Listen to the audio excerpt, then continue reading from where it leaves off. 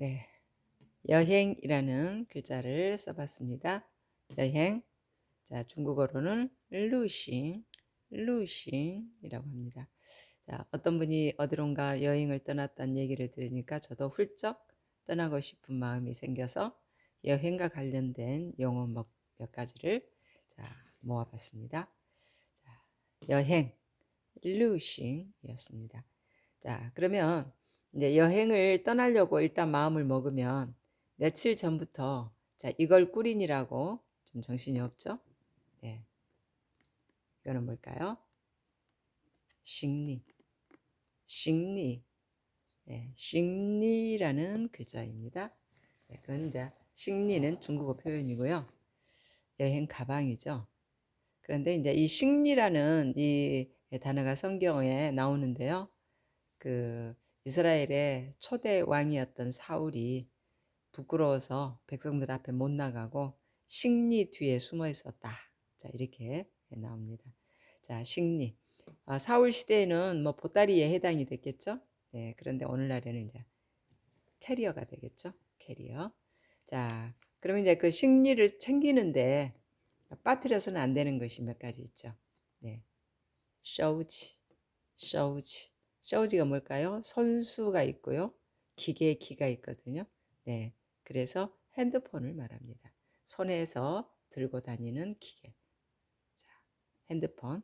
자, 그런데 이제 핸드폰은 챙겼는데 이걸 빠뜨리는 경우가 좀 있죠. 이게 바로 충전기죠. 충전기. 근데 이제 중국어 발음은 정디엔치, 정디엔치. 자, 고급 호텔에 가면 다 있어요. 근데 이제 혹시라 또 저렴한 호텔에 가면 또 없을 수 있어서 챙겨야 되는 물품 중에 하나죠. 자, 그러면 이제 물건이 다 챙겨졌나요? 날짜가 다가왔나요? 자, 이제 비행장으로 달려가야 되겠죠? 자, 비행장은 글자가 이렇게 생겼습니다. 자, 페이지창, 페이지창. 자, 왜 공항이라고 안 하고 페이지창이라고 할까요? 네, 지금 이게 새가 두 날개를 쫙 펴고 예, 공중으로 날아가고 있는 모습이죠. 그래서 비행기가 그렇게 날아간다 해서 자, 페이지창이 이렇게 되어 있습니다. 비행장이라는 얘기죠. 자, 그럼 여기는 이제 좀 복잡하죠. 이거는 사실 간체입니다. 번체예요. 네, 어, 똑같은 말이 두 번 나오기 때문에 하나는 번체로 써봤고요.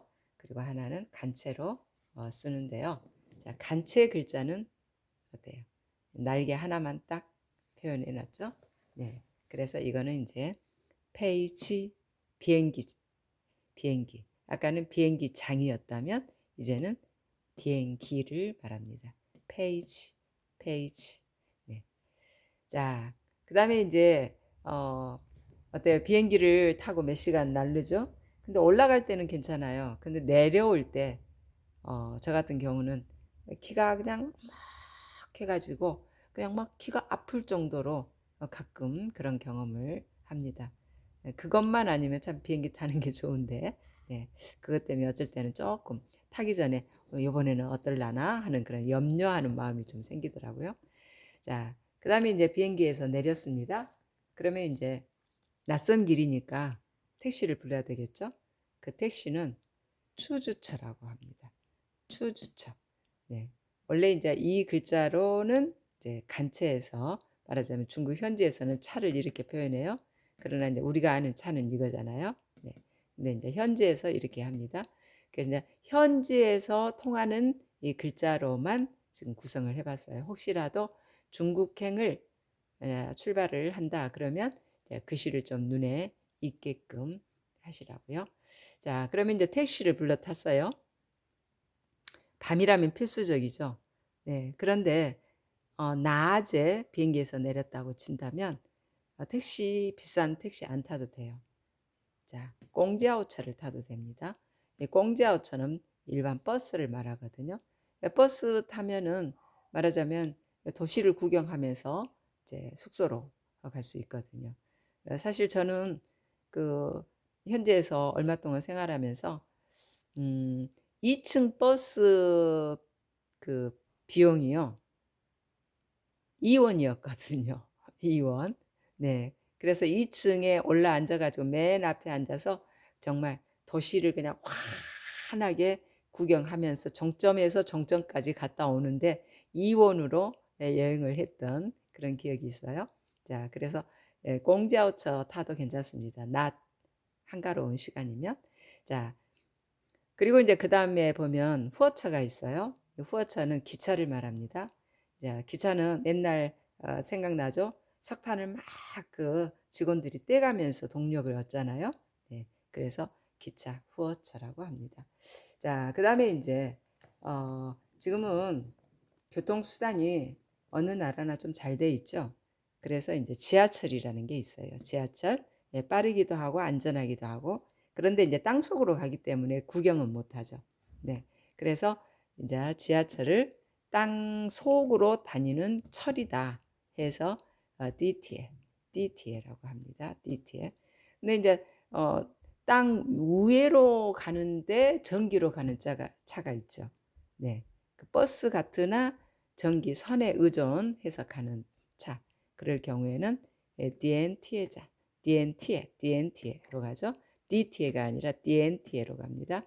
이제 그건 땅 위에서 다니는 거니까 뭐 특별한 돈 들여서 어디 관광 요소에 안 찾아갈 것 같으면 정말 이런 거 공공 버스 이런 것만 타고 정말 몇 바퀴 돌아도 그 도시는 구경하기 참 좋아요. 그래서 DNT의 짠입니다. 짠. 정류소라는 얘기죠. 정류소. 야, 그렇습니다. 네, 혹시나 중국행 여행을 선택해서 가시면 중국 현지에서 쓰는 글자를 좀 눈에 넣으시면 길 찾아다니기가 좀 유리할 거라는 생각에서 이제 간체로만 한번 구성을 해봤습니다. 그 다음에 이제 이 글자는 요즘에는 이제 좀 따뜻한 지역으로 여행을 많이 가죠. 그래서 그런 곳에 가면은 그 수영이라는 것을 꼭 이렇게 마련을 하는 그런 게 있더라고요. 네, 그래서 이제 수영이라는 글자입니다. 근데 물수만 넣으면 수영인가 했는데 그게 아니죠. 그래서 이제 여우용이라고 합니다. 여우용.